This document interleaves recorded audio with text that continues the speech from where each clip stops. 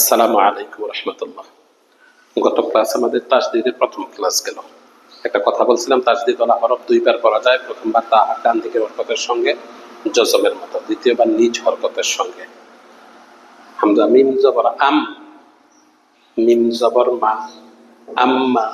হামজা মিম জবর আম, মিম জবর মা, আম্মা। যেমন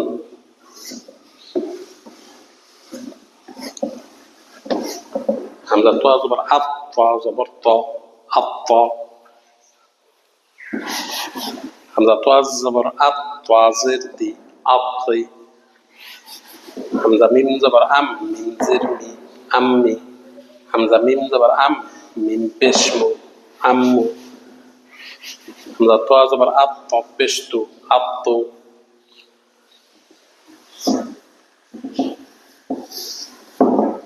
হামজা হা জবর আহ, হা জবর হা, আহা।